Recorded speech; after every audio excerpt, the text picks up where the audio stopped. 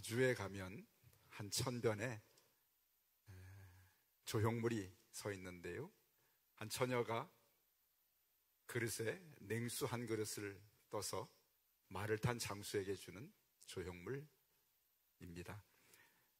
왕건과 나주 부인, 고려를 창건한 왕건이 군사를 거느리고 가다가 너무 목이 말라서 우물 곁에 가서 물 한 그릇을 청합니다. 마침 빨래를 하던 17살의 아리따운 처녀가 물바가지에 냉수 한 그릇을 떠서 장군에게 줬습니다.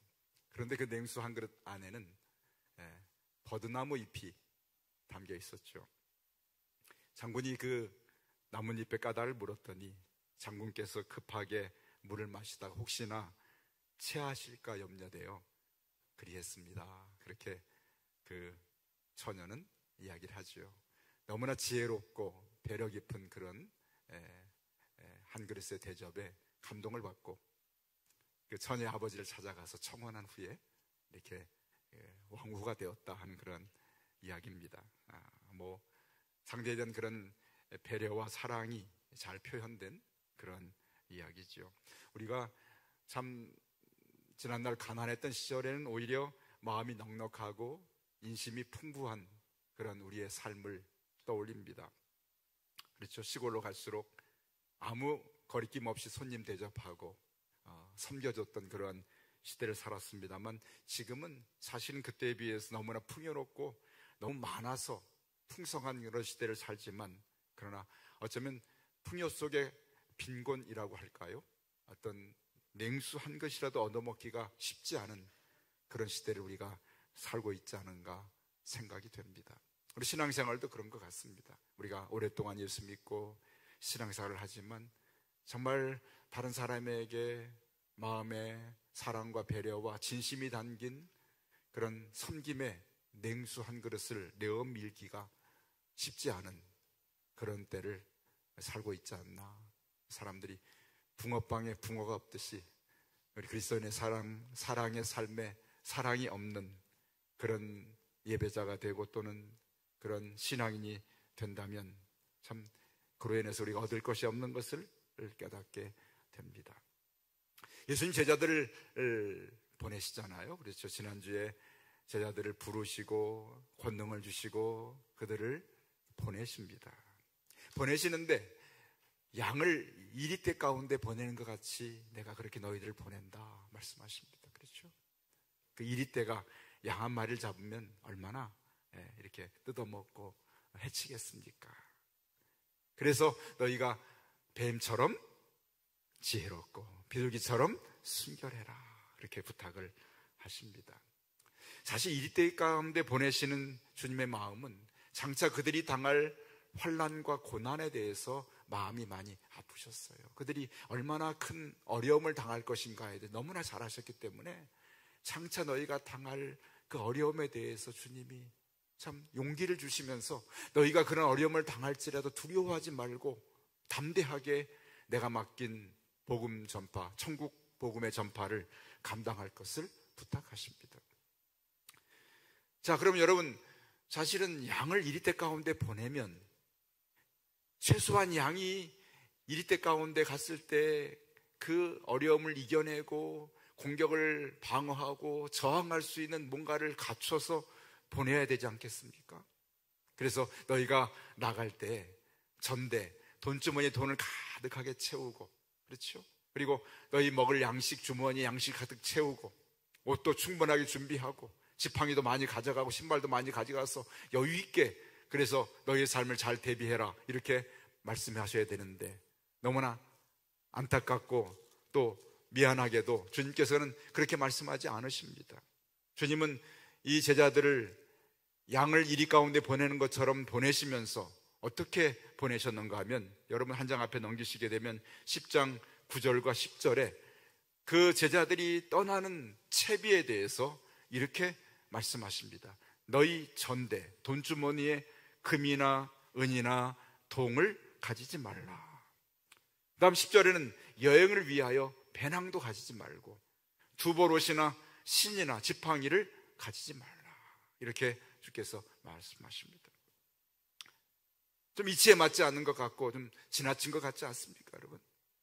아니, 그 고난의 삶, 핍박이 기다리고 있는 그런 복음 전파 현장에 제자들을 보내시면서 할 수만 있으면 많은 걸 준비해서 가라고 하셔야 할 텐데 왜 이렇게 갖지 말라고 하시는가? 그 말씀을 뜯어보면 이렇습니다. 너희 주머니에 금이나 은이나 동을 갖지 말라는 이야기는 네가 벌어서 돈을 넣지 말고 주머니를 채우려고 다른 것들을 손에 넣지 말라는 말씀이지요. 애쓰지 말라는 이야기입니다. 여행을 해서 배낭을 갖지 말라는 얘기는 그날 먹을 양식을 거기에 담아야 되는데 그거 준비하지 말라는 말씀이지요. 두보롯이나 신이나 지팡이 가지지 말라는 얘기는 여분의 것을 갖지 말고 살라는 말씀입니다. 아니, 그렇게 고난의 삶, 이리대 가운데 던져진 양처럼 가는 발걸음에 많은 걸 준비시켜 보내시지 왜 이렇게 가라고 하셨을까? 그 이유를 오늘 10절 끝에 주께서 이렇게 말씀하십니다. 이는 일꾼이 자기의 먹을 것 받는 것이 마땅함이라.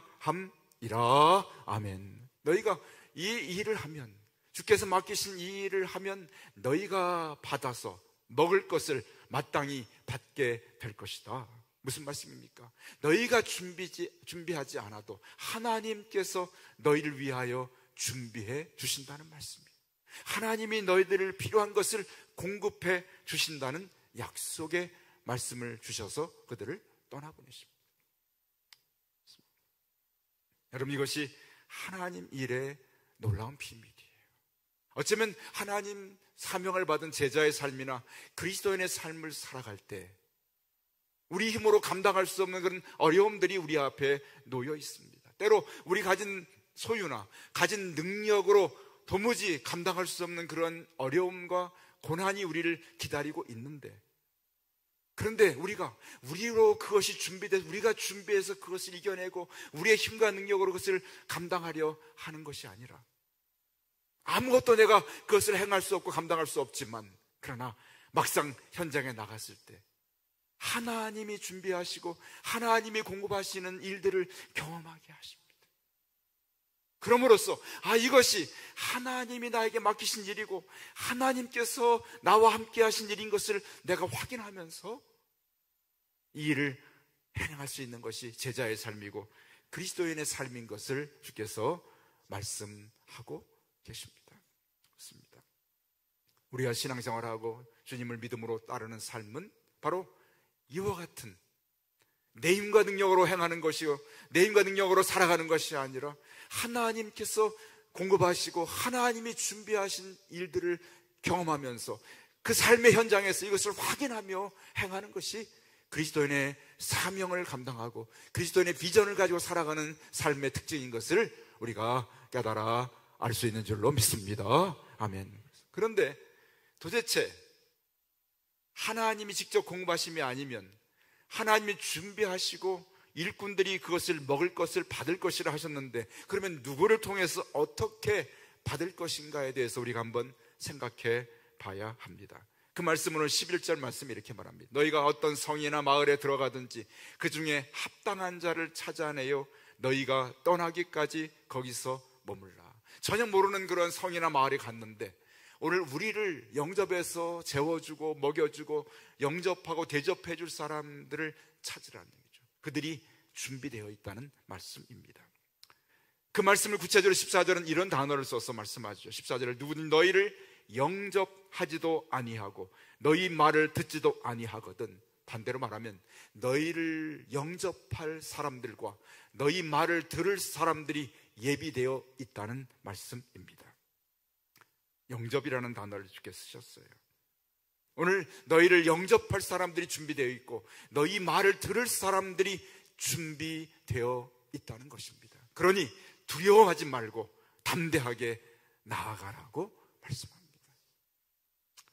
참 놀랍죠. 우리가 교회 생활을 해나가면서 또는 신앙생활을 하면서 경험하는 놀라운 것 한 가지는요, 정말 어떤 어려운 일이 닥쳐왔을 때, 정말 우리 사람의 힘으로 되지 않을 것 같은 그런 일을 막닥뜨렸을 때 놀랍게도 하나님의 기적적인 그런 간섭하심과 전혀 기대하지 못한 어떤 사람과 어떤 일을 통해서 문제가 풀어져 나가고 어떤 일들이 해결되어지는 것들을 경험하게 됩니다. 하나님께서 준비하고 하나님께서 간섭하시는 그런 일들을 우리가 경험하게 되는 것입니다. 그렇습니다. 그래서 오늘 그래서 주께서 너희가 가는 곳에 낯선 곳 알지 못하는 성과 마을에 갈지라도 그곳에 너희를 영접하거나 너희 말을 들을 사람들이 준비되어 있다는 말씀입니다. 그래서 주님은 마음껏 제자들에게 앞으로 닥쳐올 환난과 핍박과 고난을 다 이야기해 주시면서 오늘 10장 길게 제자들의 그러한 사역에 당할 일들을 다 말씀하신 이후에 마지막 주신 말씀이 우리가 읽었던 본문의 말씀입니다. 40절 42절 말씀이죠.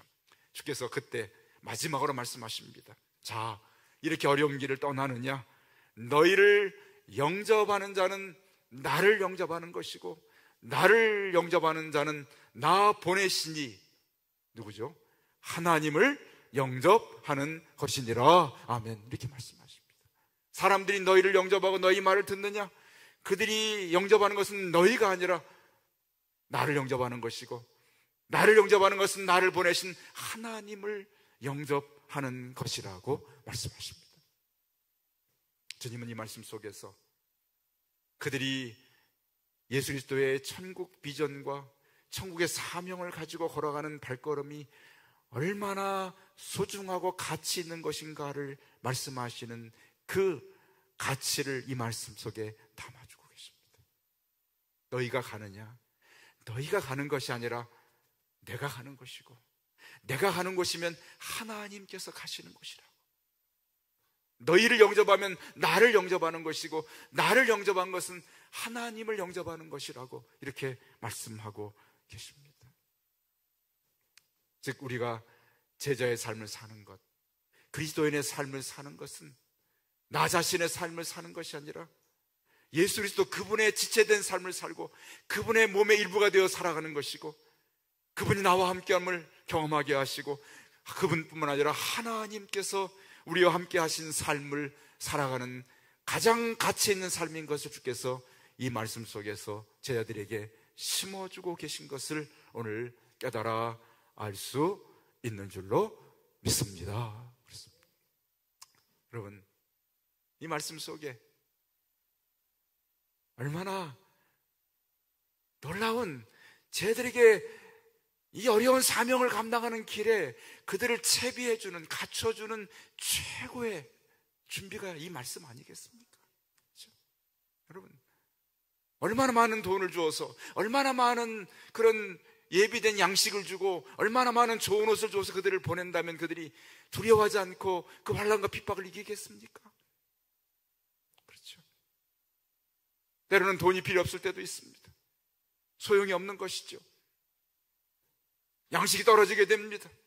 아무리 좋은 옷도 나를 향해 날아오는 화살이나 창검을 막을 길이 없습니다. 그렇지 않습니까? 그런데 오늘 이 주신 말씀, 너희를 영접한다면 나를 영접하는 것이고 나를 영접하는 자는 나를 보내신 아버지를 영접하는 것이라는 그런 말씀을 그들에게 주어서 보낼 때 그들이 이 말씀 한마디를 가지고 나가서 담대히 그 어떤 것을 준비한 자보다도 담대하게 두려움 없이 사명을 감당할 수 있게 되었을 것입니다. 그렇습니다. 이 말씀이 여러분 얼마나 살아있는 말씀이었는지 아시잖아요. 그 위에 성경에 얼마나 많은 그런 증거들이 있는지요. 바울 사도가 이름과 함께 빌립보 성에 가게 됩니다. 그 성은 이방 땅이었기 때문에 자기 근처에 있었던 유대와 예루살렘 근처에 또 사마리아 땅에 갔을 때는 이 유대인들이 모여서 드리는 말씀을 배우고 그렇게 모여서 말씀을 배우는 회당이 있어서 그곳에서 말씀을 전했는데 빌립보 갔을 때 이방 땅이었기 때문에 아무것도 복음을 전할 근거가 있지 않은 그 도시가 바로 빌립보 성이었습니다. 그런데 강가에 가서 기도하러 나갔을 때 여인들의 무리를 만나게 됩니다. 그들에게 복음을 증거하는데 그 중에 한 여인 루디아의 마음을 주께서 열어주십니다. 주께서 그 마음을 열어 바울의 말을 따르게 하셨다고 그렇게 말씀합니다. 루디아가 그 복음의 말씀을 듣고 너무나 감격하고 너무나 그 구원의 은혜에 충만하여서 바울의 일행에게 이렇게 말합니다.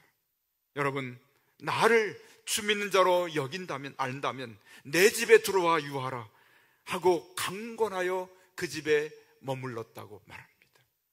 빌립보에서 복음을 증거할 동안에 어디서 잘 곳 없고 누울 곳 없었고 먹을 곳 없었던 바울의 일행이 복음을 전하자 오늘 루디아라는 전혀 알지 못했던 한 여인을 통해서 그 집으로 인도함을 받게 되고 그 집에서 머물 동안에 이 복음을 전할 빌립보 동안에 사역을 감당하는 동안에 그 여인의 집에서 자고 먹고 누우며 영접을 받습니다. 이것이 바로 주께서 말씀하신 너희를 영접하는 자라는 말씀입니다. 그렇습니다. 이렇게 주께서는 주의 복음을 증거하고 맡긴 사명을 감당하는 사람들에게는 바로 이 말씀을 통하여서 너희가 하는 사역에는, 너희가 하는 발걸음에는 내가 함께하는 것이고 내가 함께하는 자리는 나를 보내신 하나님께서 함께하는 자리인 것을 확인시켜 주시고 그것을 우리 삶 속에 분명하게 체험할 수 있도록 주께서 우리 삶에 이 말씀을 살아있는 말씀으로 증거해주고 체험하는 자리로 우리를 이끌어 주시는 줄로 믿습니다. 그렇습니다. 자, 오늘 40절, 41절, 42절 말씀 너무나 귀한 말씀이죠. 우리가 때로 제자의 삶을 살아가고 그리스도인으로 살아갈 때 뜻하지 않은 그런 영접을 받으며 또는 뜻하지 않은 하나님의 도우심의 기적을 경험하는 약속의 말씀입니다. 또한 이 말씀은 우리 삶 속에 이와 같은 하나님의 사람들을 우리가 하나님의 사람의 이름으로 영접할 때 주시는 그 상급에 대한 약속이기도 합니다. 그래서 오늘 주께서 41절에 이렇게 귀한 약속을 우리에게 주십니다. 여러분 41절 말씀에 눈을 돌리시기 바랍니다. 선지자 이름으로 선지자를 영접하면 선지자의 상을 받을 것이라. 의인의 이름으로 의인을 영접하면 의인의 상을 받을 것이다. 제자의 이름으로 제자를 영접하면 제자의 상을 받을 것이라. 이렇게 주님은 선지자와 의인과 제자를 말씀하시면서 세 번 거듭하여 그들의 이름으로 그들을 영접한다면 그들이 받을 상을 너희가 받을 것이라고 말씀하십니다. 여기서 우리가 굳이 선지자가 누군지, 의인이 누군지, 특별히 제자가 누구라고 그렇게 우리가 따질 필요는 없습니다. 분명한 사실은 하나님의 사명을 가지고 예수 그리스도의 그러한 꿈이셨고 비전이고 그가 이 땅에 오셔서 행하셨던 사명의 일인 천국 복음을 증거하고 하나님의 나라를 이 땅에 이루기 위한 그 일에 쓰임받는 일꾼들일 것입니다. 그들의 이름으로 영접하게 되면 그들이 받을 상을 그들이 너희가 받게 될 것이라 하시는 말씀이죠. 여러분 얼마나 귀한 말씀이죠. 누군가 우리가 하나님의 꿈과 사명을 가지고 일하는 사람이 있을 때 그를 하나님의 이름으로 그 사명과 꿈을 존중하면서 그 말씀을 받아들이고 그 말씀대로 순종하면서 그들을 하나님이 보내신 자들로 하나님의 메신저로 하나님 보내신 사신으로 그렇게 존중하고 인정하고 높여드려서 영접한다면 그들이 받을 상급을 우리의 것으로 만들 수 있다는 말씀입니다. 얼마나 귀한 말씀이죠. 여러분에게 제가 여러 번 말씀드렸지만 그래도 말씀해야 됩니다. 왜냐하면 저 인생에서 정말 중요한 신앙의 또는 사역의 가장 중요한 첫 번째 말씀 중에 하나가 오늘 여기 10장 41절 말씀입니다. 선지자 이름으로 선지자를 영접하면 선지자의 상을 받을 것이며 의인의 이름으로 의인을 영접하면 의인이 상을 받을 것이라. 제가 사역을 처음 시작할 때 저희 마음속에 심겨졌던 말씀이에요. 20대 초반에 신학의 꿈을 품고 신학대학에 가서 공부를 하다가 전도사 일을 했던 개척교회에서 했습니다. 지금도 좀 제가 이렇게 좀 아주 팔팔하지 않지만 조금은 팔팔합니다. 요즘 조금 이렇게 88, 77 하여튼 이렇게 제가 조금 20대는 얼마나 팔팔했겠습니까? 그렇죠? 네. 물속에서 갓 잡아 올린 그러한 물고기처럼 얼마나 파닥거리고 다녔는지요. 그죠?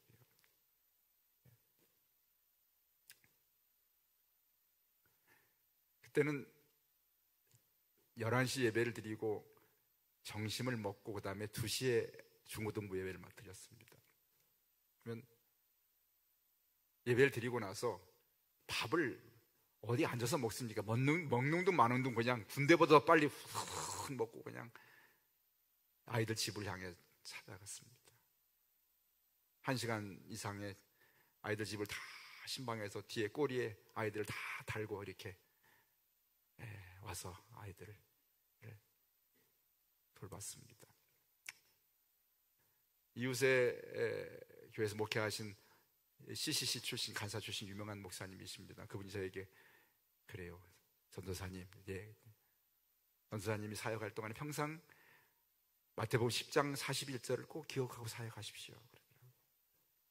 그 말씀을 열어보니까 이 말씀이었어요. 전도사님이 사역할 때 담임 목사님이나 또는 다른 성도님들을 의인의 이름으로, 선지자의 이름으로 그들을 영접하면 그들이 받을 상을 받을 것입니다. 저에게 그래서 사역을 할 때 누구든지 그런 이름으로, 주의 이름으로, 그들이 받은 사명의 이름으로 그들을 영접하면 그들이 받을 상을 받을 것이니까 그렇게 사역을 하라고. 그때부터 제가 잊지 않고 첫 번째 사역에 첫 번째 올려둔 말씀이 오늘 이 말씀입니다.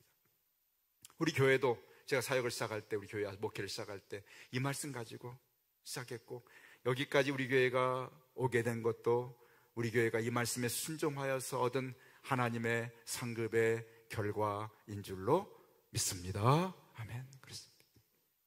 하나님 말씀은 분명한 말씀이거든요. 그런데 오늘 42절 말씀에 주님께서 우리에게 중요한 한 단어를 던져주고 계십니다. 42절 펴시기 바랍니다. 또 누구든지 제자의 이름으로 이 작은 자 중 하나에게, 이 작은 자가 때로는 약하고 부족하고 가난하고 돌봄이 필요한 사람들일 수도 있습니다. 어쨌든 간에 제자고 선지자고 의인이기도 합니다만, 누군가 한 사람에게 냉수 한 그릇이라도 주는 자는 내가 진실로 너희에 이르노니 그 사람이 결단코 상을 잃지 아니하리라. 예수님께서는 우리에게 냉수 한 그릇이라는 단어를 던져주시면서 냉수 한 그릇을 통해서 주는 자와 받는 자의 관계 속에 일어나는 놀라운 기적 같은 하나님의 마음과 하나님의 일하시는 방법과 하나님의 어쩌면 가치와 전부가 담겨있는 냉수 한 그릇이라는 교훈을 던지고 계십니다. 누군가가 나에게 찾아와서 냉수 한 그릇을 원했을 때 그것을 건네주는 그 사람의 그 냉수 한 그릇이, 그것을 받아서 마시는 사람에게 그 상이 얼마나 큰가를 주께서 말씀해 주고 계십니다. 어쩌면 냉수 한 그릇은 한 사람이 다른 사람에게 뭔가를 대접할 때, 누군가를 영접하고 그에게 대접할 때 할 수 있는 최소한의 그러한 대접의 표시가 냉수 한 그릇일 수 있습니다. 냉수 한 그릇이요. 세상은 너무나 어떤 양과 크기와 숫자에 함몰되어 살아가죠. 그렇죠? 얼마나 많이 대접하느냐, 얼마나 비싸게, 얼마나 크게, 거기에 감동하지만 오늘 주님께서 말씀하신 우리 그리스도인의 오늘 대접과 영접의 기준은 냉수 한 그릇입니다. 물론 목마른 자에게 준 냉수 한 그릇은 너무나 가치 있는 것이겠습니다만, 주님께서 오늘 말씀하신 냉수 한 그릇은 한 사람이 누군가에게 대접할 수 있는 최소한의 것을 가지고 내어놓은 그 가치가 냉수 한 그릇입니다. 그런데요, 주님께서 이 냉수 한 그릇으로 누군가를 대접하는 그 냉수 한 그릇에 덧붙여놓은 주님의 마음, 주님의 가치는 얼마나 큰지를 이 구절에서 우리가 두 단어를 발견함으로 깨닫게 됩니다. 여러분, 다시 여러분 42절을 펴시기 바랍니다. 누군지 제자 이름으로 이 작은 자 중 하나에게 냉수 한 그릇이라도 주는 자는 내가 진실로 너희에게 이르노니 그 사람이 결단코 상을 잃지 아니하리라. 주님은 두 단어를 이 냉수 한 그릇에 담아서 약속하고 계십니다. 어떤 단어인가요? 진실로 결단코 상을 잃지 아니하리라. 가장 하찮고 어쩌면 가장 작은 단위에, 물질적인 크기로는 너무나 작은 냉수 한 그릇인데 주님은 그 한 그릇에 결단코 진실로라는 단어를 넣어서 상을 주실 것을 약속하고 계십니다. 그렇습니다. 우리가 믿고 우리가 따르는 이 진리는 세상이 말하는 그러한 가치와 세상이 추구하는 그런 양과 크기와 같지 않습니다. 우리가 따르는 이 진리는 냉수 한 그릇에 담겨져 있습니다. 그 안에 진정한 사랑과 진심과 진정한 그런 섬김과 배려가 그 그릇 안에, 그 물 한 그릇에 담겨 있다면 세상 그 어떤 것과도 비교할 수 없는 정말 소중한 것이 바로 이 냉수 한 그릇인 것을 주님께서 말씀하고 계십니다. 그렇습니다. 이 시대가 앓는 가장 큰 병, 이 시대를 살아가는 사람들이 가장 앓는 큰 병은 무엇인지 아십니까? 암도 아닙니다. 어떤 뇌혈관 질환도 아닙니다. 심장병도 아닙니다. 이 시대의 사람들이 앓는 가장 큰 병은 아무도 돌아보지 아니하고 아무도 사랑하지 않고 아무도 필요를 채워주지 않는 병을 앓고 있습니다. 우리가 누군가에게 빵 한 조각을 건네지만 그 빵 한 조각이 그 사람을 살리는 것이 아니라 그 빵 한 조각에 담겨있는 사랑과 관심과 배려가 그 사람을 살리는 것이죠. 내 마음과 사랑이 담겨있는 작은 것 하나를 건네줬을 때 그것을 받은 사람이 그것을 받아 먹고 다시 살 수 있는 삶의 용기와 삶의 힘을 그 빵 한 조각에서 얻을 수 있다면 그것이 얼마나 크고 얼마나 가치 있는 것인가를 우리가 어떻게 측량할 수가 있겠습니까? 주께서 오늘 말씀하신 냉수 한 그릇이 바로 이것입니다. 이것입니다. 그 안에 주님은 진실로 결단코라는 말씀을 담아서 우리 삶 속에 하나님의 이름으로 일하는 사람들, 하나님의 이름으로 행하는 일들에게 우리가 거기에 영접하는 자로, 그 일에 동참하는 자로, 그 일의 가치를 존중하는 자로 우리가 참여할 것을 주님께서 말씀하고 계십니다. 이런 사람들이 준비되어 있으니 두려워하지 말라고 말씀하고 계십니다. 그렇습니다. 야고보서의 야고보는 의로운 분노, 화를 내면서 이러한 사람들을 꾸짖고 있습니다. 우리가 너무나 잘 알고 있지 않습니까? 당시 유대 사회에서 예수 믿음으로 인하여서 집에서 쫓겨남을 당합니다. 직업을 잃어버리고 거할 처소를 잃어버리고 먹을 것을 얻지 못하는, 갈아입을 옷을 얻지 못하여서 어쩌면 방황하는 방랑자가 되어서 이곳저곳을 돌아다니다가 어느 날 입소문을 들어 믿는 자의 집에 대문을 두드립니다. 문을 열고 누구냐고 물을 때 형제여 자매여 내가 예수 믿는 사람인데 믿음 때문에 집에 쫓겨나서 이렇게 유리방황합니다. 내가 지금 이렇게 굶어서 굶주려서 배고프고 먹지 못하여 입지 못하여 내가 지금 추위에 시달리고 있고 평안을 잃어버렸습니다. 도움의 손길을 구했을 때 문을 열고 나온 믿는다고 믿음이 있다고 하는 사람이 이렇게 말합니다. 입으로만 이렇게 말합니다. 형제여 덥게 하라, 평안하게 하라, 따뜻하게 하라, 배부르게 하라. 너희 중에 누구든지 그에게 이르되 평안히 가라, 덥게 하라, 배부르게 하라 말하면서 그 몸에 쓸 것을 주지 않으면 그 믿음이 무슨 유익이 있느냐고 야고보가 전해드린 거예요. 그런 고난 속에 있는 형제들 자매들이 믿는 자의 집을 찾아갔는데 아무것도 주지 않으면서 입으로만 더웠으면 좋겠습니다, 따뜻했으면 좋겠습니다, 배불렀으면 좋겠습니다, 편안했으면 좋겠습니다 하면서 그를 문전박대하는 그런 사람들이 있다는 이야기를 듣고 야고보가 너무나 화가 나서, 의로운 화죠. 분노하여서 이 글을 씁니다. 너희 믿음은 죽은 믿음이라고 말합니다. 죽은 믿음이라.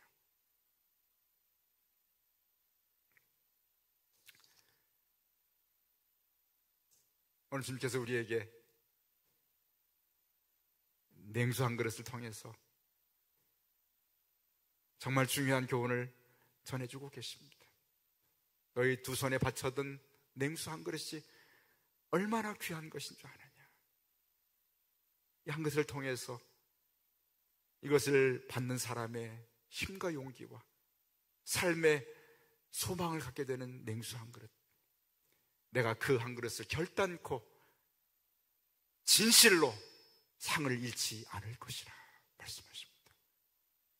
오늘 주님께서 우리가 행하는 모든 삶 속에 누군가를 영접 복음의 이름으로, 선지자의 이름으로, 의인의 이름으로, 제자의 이름으로, 하나님의 이름으로 영접하는 그에게 나를 영접하는 것이고 나를 보내신 하나님을 영접하는 거라 말씀하시면서 우리가 하는 영접의 가치가 얼마나 소중한 것이며 우리가 내어민 한 그릇의 냉수 한 그릇이 얼마나 가치 있는 것인가를 오늘 우리에게 말씀하시고 이를 귀히 여기는, 그래서 그 가치로 인하여서 우리가 받는 상급이 크고 놀라운 것인가를 깨닫게 하시는 말씀을 우리에게 전해주고 계십니다. 오늘 우리 교회가, 저와 여러분의 삶이 냉수 한 그릇의 소중함, 그 안에 담겨있는 진실로